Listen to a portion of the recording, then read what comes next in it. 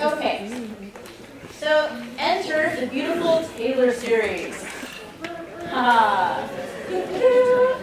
All right, so if we want to know what this potential energy function looks like at a certain point, what we can do is we can Taylor span it around that point. You guys done this in math? Yeah? Once upon a time? All right, so let's write out this Taylor series for our potential energy function. Okay, so what we're going to say is that the potential energy function of our guy near R naught. Sorry, I should have written up there near X naught. I forgot to write that on my Taylor series thing before I sent it up into infinity. Okay, so let's Taylor expand it. What we're going to get is that this is equal to the potential energy of itself at R naught plus the derivative of the potential energy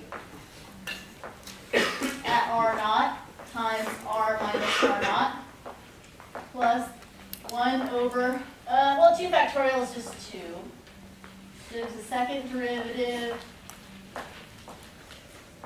at R naught times R minus R naught squared plus other terms. This goes on for infinity, so I'm not going to write them all. Okay. You're welcome. Okay. Let's take a look at this term. This is the derivative of the potential energy at R naught. What does that equal? 0. So we can kill this term. Done. All right. This term, the potential energy at some separation R naught. What is it? Who cares? That's my favorite answer of the day. Who cares? That's actually the right answer. Because for potential energy, let's say, if I ask you what's the potential energy of this chalk right now? 0, MGH, negative MGH, right? It depends on where you define 0. It's just a constant offset, and it really doesn't matter, right? So what I'm going to say is that this is just an irrelevant offset that I'm going to choose to ignore. Okay. Now, let's look at this term right here. So we have 1/2 the second derivative potential at R naught. So you're taking this ugly equation, you're taking the second derivative of it, and you're plugging in some constant value into its R. That's just going to be a constant.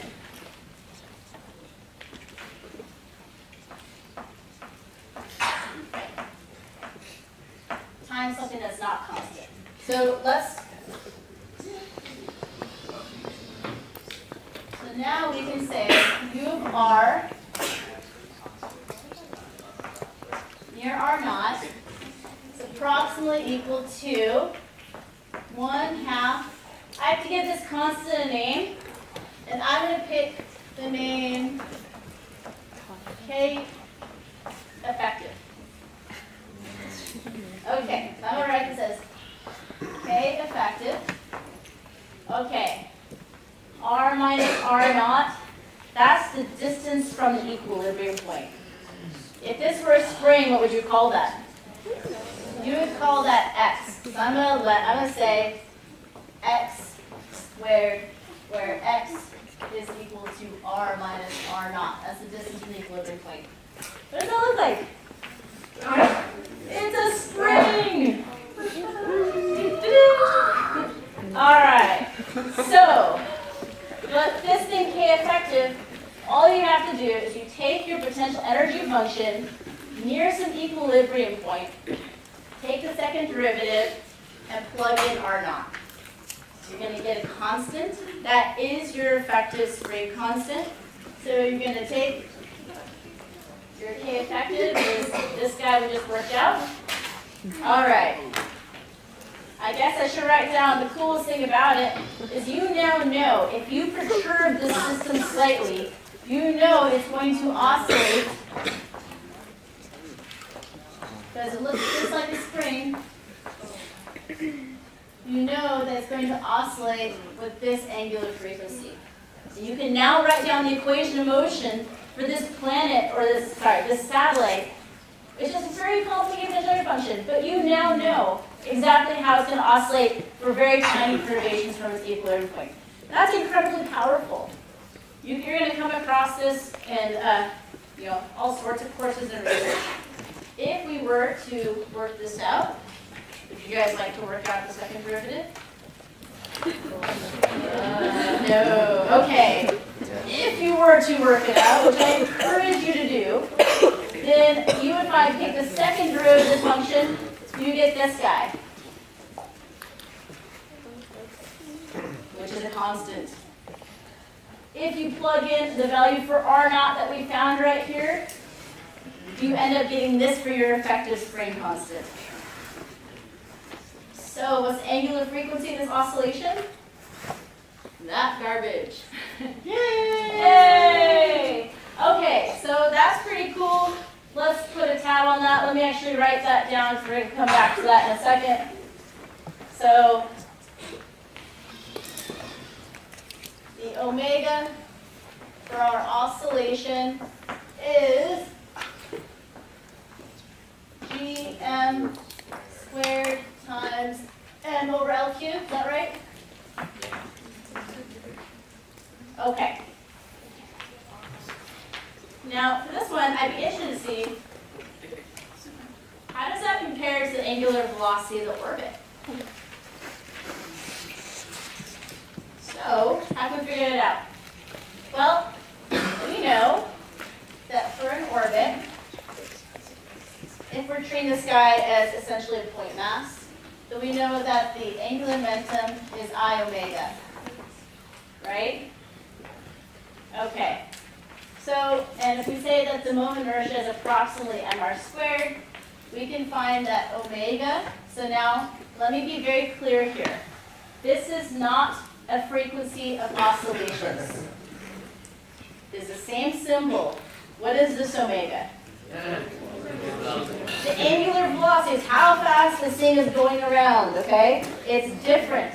What should we call it? Let's call it orbit or orb. So orb. Okay, it's going to be L over N R squared. So if this is a really tiny perturbation, I'm just going to say that it's almost circular. So I'm going to call this thing R naught. And if we are to plug in R naught into this business, let's see. You're to get this.